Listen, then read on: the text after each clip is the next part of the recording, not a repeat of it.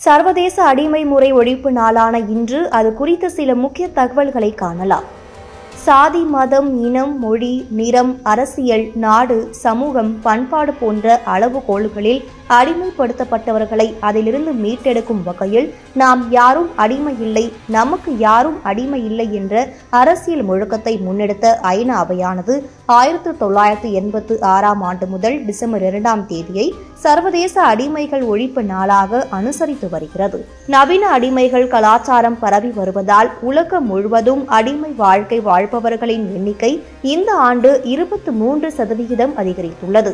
நாட்டிற்கோ, சமூகத்துக்கோ, கலாச்சாரத்துக்கோ, தனிப்பட்ட நபருக்கோ உலகில் யாரும் யாருக்கும் அடிமையாக இருக்கக்கூடாது என்கிறது ஐநா. அதே நேரத்தில் அடிமை, கொத்தடிமை முறை ஒழிப்பு என்பது அரசாலோ, தனி நபராலோ, தனி இயக்கங்களாலோ, ஊடகங்களாலோ சாத்தியமாகும் சாதாரணமான விஷயம் அல்ல. அனைவரும் ஒருங்கிணைந்து செய்ய வேண்டிய பணி. முதலில் மக்களிடம் விழிப்புணர்வு ஏற்படுத்த வேண்டும். சக மனிதனை மனித மாண்புடன் நடத்தும் மனநிலை ஒவ்வொருவருக்குள்ளும் வளர வேண்டும்.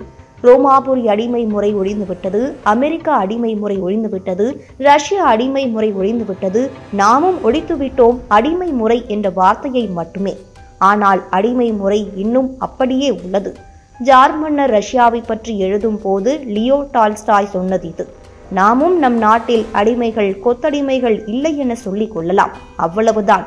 இந்த வரிகள் எத்தனை ஆழமானது!